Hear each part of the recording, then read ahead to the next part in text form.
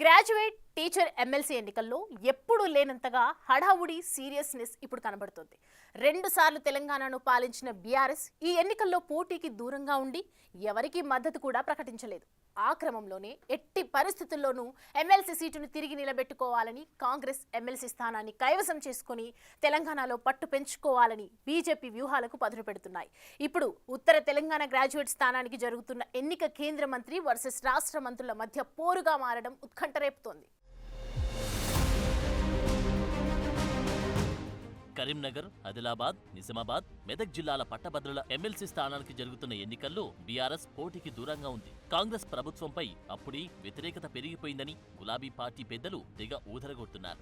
ఎవడు కొడితే దిమ్మ తిరిగి మైండ్ బ్లాంక్ అవుతుందో అన్న రేంజ్ డైలాగ్స్ కొడుతున్న కేసీఆర్ మరి ఆ వ్యతిరేకతను క్యాష్ చేసుకునే అవకాశం ఎమ్మెల్సీ ఎన్నికల రూపంలో వచ్చినా వినియోగించుకోకపోవడంపై సొంత పార్టీలోనే అసంతృప్తి వ్యక్తమవుతోంది.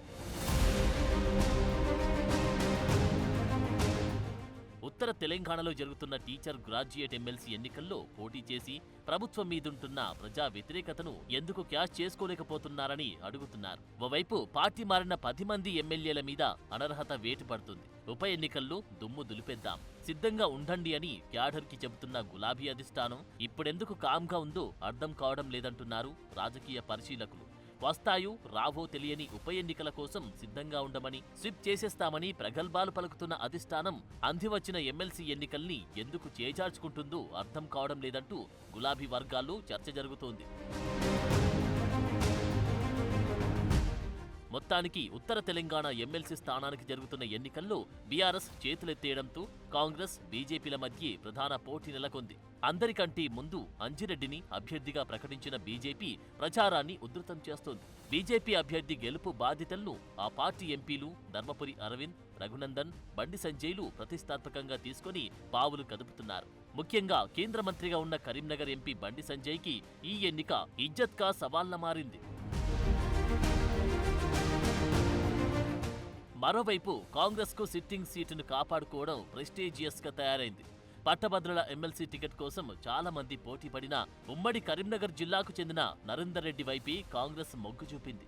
కాంగ్రెస్ టికెట్ దక్కించుకున్న నరేందర్ రెడ్డికి ఇప్పుడు గెలుపు అంత ఆషామాషిగా ఏం లేదంటున్నారు. చివరి నిమిషం వరకు కాంగ్రెస్ టికెట్ కోసం పోటీ పడిన ప్రసన్న హరికృష్ణ ఇప్పుడు బీఎస్పీ అభ్యర్థిగా బరిలో నిలిచి ఆయనకు సవాల్ విసురుతున్నారు. మరోవైపు బీజేపీ అభ్యర్థికి మద్దతుగా ఆ పార్టీ నేతలు ప్రచారాన్ని ముమ్మరం చేస్తున్నారు.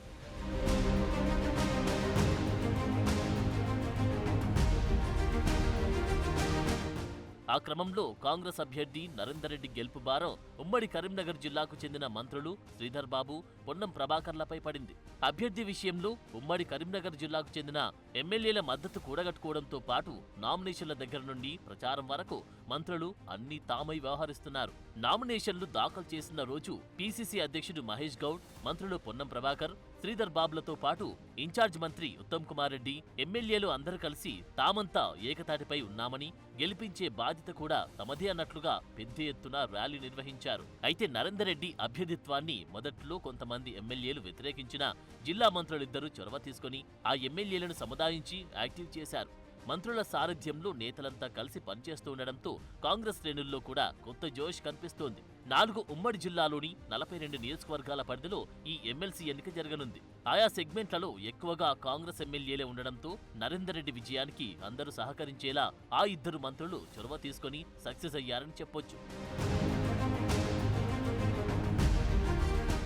సిట్టింగ్ ఎమ్మెల్సీ స్థానాన్ని తిరిగి నిలబెట్టుకోవడానికి బీజేపీకి దీటుగా కాంగ్రెస్ ప్రచారాన్ని ముమ్మరం చేసింది.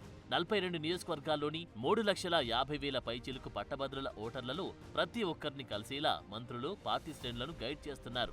4 ఉమ్మడి జిల్లాల పరిధిలోని ఎమ్మెల్యేలని ఇద్దరు మంత్రులు మానిటరింగ్ చేస్తూ వారి సలహాలు, సూచనలు ఇస్తూనే తమ నియోజకవర్గాల్లో పట్టు సడలకుండా పకడ్బందీగా ఓటర్లని ప్రసన్నం చేసుకునే విధంగా ప్రచారం కొనసాగిస్తున్నారు.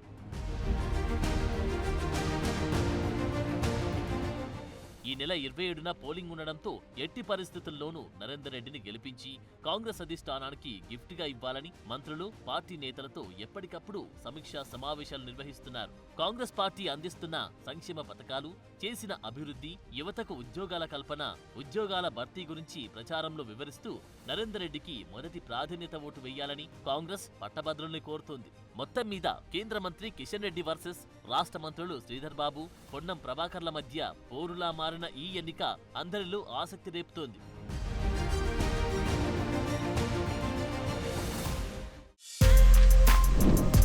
For more videos like this, subscribe Big TV channel.